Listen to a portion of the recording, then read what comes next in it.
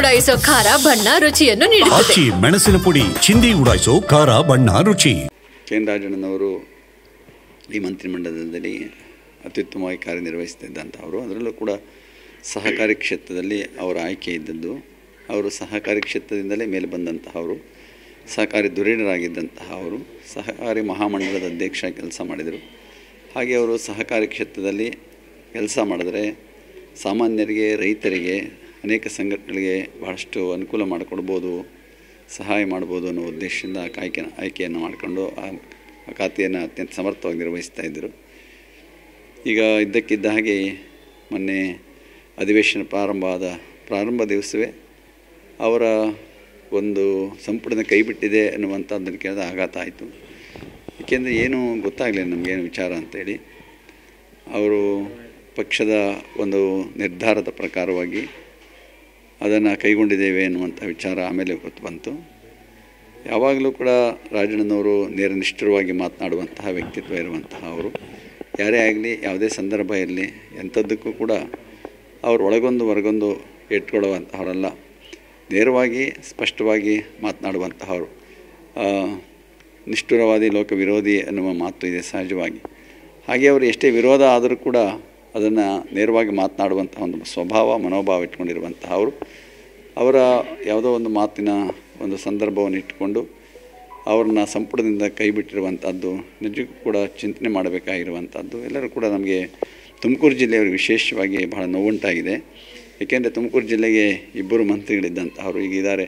ಪರಮೇಶ್ವರ್ ಗೃಹ ಮಂತ್ರಿಗಳು, ಕೆ.ಎನ್. ರಾಜಣ್ಣನವರು ಸಹಕಾರ ಸಚಿವರು. ಇಬ್ಬರು ಕೂಡ ಉತ್ತಮವಾದಂತಹ ಕಾರ್ಯನಿರ್ವಹಿಸ್ತಾ ಇದ್ದರು. ಹಾಗೆ ಇದ್ದಕ್ಕಿದ್ದಂತೆ ರಾಜಣ್ಣವ್ರನ್ನ ಕೈ ಬಿಟ್ಟಿರುವಂಥದ್ದು ನಿಜಕ್ಕೂ ಕೂಡ ಎಲ್ಲರಿಗೂ ಕೂಡ ಒಂದು ರೀತಿಯಲ್ಲಿ ನೋವುಂಟಾಗಿದೆ. ಅವ್ರನ್ನ ಪುನಃ ಸಂಪುಟಕ್ಕೆ ತೆಗೆದುಕೊಳ್ತಾರೆ ಅನ್ನುವಂಥ ಒಂದು ಭರವಸೆಯೂ ಇದೆ. ಆದಷ್ಟು ಬೇಗ ಈ ಒಂದು ಕಗ್ಗಂಟು ಬಗೆಹರಿದು ಅವ್ರನ್ನ ಸಂಪುಟಕ್ಕೆ ತೆಗೆದುಕೊಂಡ್ರೆ ಸಂಪುಟದಲ್ಲಿ ಉತ್ತಮವಾಗಿ ಕೆಲಸ ಮಾಡ್ತಾಯಿದ್ದಾರೆ, ದಕ್ಷತೆಯಿಂದ ಕೆಲಸ ಮಾಡ್ತಾಯಿದ್ದಾರೆ. ಅವ್ರಿಗೆ ಮತ್ತೊಂದು ಅವಕಾಶಗಳನ್ನು ಕೊಟ್ಟರೆ ಪಕ್ಷಕ್ಕೂ ಒಳ್ಳೆಯದಾಗ್ತದೆ ಮತ್ತು ಜನತೆಗೂ ಒಳ್ಳೆಯದಾಗ್ತದೆ ಅಂತ ಭಾವಿಸ್ತೇನೆ ನಾನು. ಕಾಂಗ್ರೆಸ್ ಹೈಕಮಾಂಡ್ ಪುನರ್ ಪರಿಶೀಲನೆ ಮಾಡಬೇಕು ಅನ್ನುವಂಥದ್ದು ಅದು ಹೈಕಮಾಂಡ್ ನಿರ್ಧಾರ ಅಂತ ಹೇಳ್ತಾ ಇದ್ದಾರೆ. ಮುಖ್ಯಮಂತ್ರಿಗಳೇ ಇದು ಪಕ್ಷದ ನಿರ್ಧಾರ, ಯಾರು ಮಾತನಾಡುವಾಗಿಲ್ಲ ಅಂತ ಮಾತನ್ನು ಇವತ್ತು ಪೇಪರ್ ಕೊಟ್ಬಿಟ್ಟಿದ್ದಾರೆ. ನಮ್ಗೆ ನೋಡಿಲ್ಲ. ನನಗೆ ಆಶ್ಚರ್ಯ ಆಯಿತು. ಮುಖ್ಯಮಂತ್ರಿಗಳು ಯಾವಾಗಲೂ ಕೂಡ ಮಾತನಾಡ್ತಿದ್ರು. ಈ ವಿಚಾರದಲ್ಲಿ ಮಾತ್ರ ಯಾಕೋ ಇದು ಪಕ್ಷದ ನಿರ್ಧಾರ ಆಗಿದೆ, ಇದ್ರ ಬಗ್ಗೆ ಮಾತನಾಡುವಂಥದ್ದಿಲ್ಲ, ಪ್ರತಿಪಕ್ಷಗಳಿಗೆ ಮತ್ತೊಬ್ಬರಿಗೆ ಉತ್ತರ ಕೊಡುವ ಆಗ ಅವಶ್ಯಕತೆಯೇ ಇಲ್ಲ ಅಂತ ಮಾತನ್ನು ಹೇಳಿದ್ದಾರೆ. ಮುಖ್ಯಮಂತ್ರಿಗಳು ಈ ವಿಚಾರದಲ್ಲಿ ಗಮನ ಹರಿಸಿ ಹೈಕಮಾಂಡ್ನ ಮನವೊಲಿಸಿ ಆದಷ್ಟು ಇದನ್ನು ಬಗೆಹರಿಸಿ ಅವರಿಗೆ ಮತ್ತೆ ಪದಚ್ಯುತಿಯನ್ನು ಕೊಡಿಸಿರೋದನ್ನು ಆ ಪದಕ್ಕೆ ಕುಂಡಿಸುವಂಥ ಕೆಲಸ ಮಾಡಲಿ ಅಂತ ನಾವು ಹಾರೈಸ್ತೀವಿ. ಇಲ್ಲ, ಅವ್ರು ಬೆನ್ನಿಗೆ ನಿಲ್ತಾರೆ, ಇವರು ಬೆನ್ನಿಗೆ ನಿಲ್ತಾರೆ ಅನ್ನೋ ಪ್ರಶ್ನೆ ಇಲ್ಲ ಅವ್ರದ್ದು. ಸಿದ್ದರಾಮಯ್ಯನವರು ಭಾಳ ಪ್ರಯತ್ನ, ಹೈಕಮಾಂಡ್ ಇರೋದ್ರಿಂದ ಸಿದ್ದರಾಮಯ್ಯನವರು ಹೈಕಮಾಂಡ್ ಕೆಳಗೆ ಇರುವಂಥವ್ರು. ಸಿದ್ದರಾಮಯ್ಯನವರು ಹೈಕಮಾಂಡ್ ಅಲ್ವಲ್ಲ.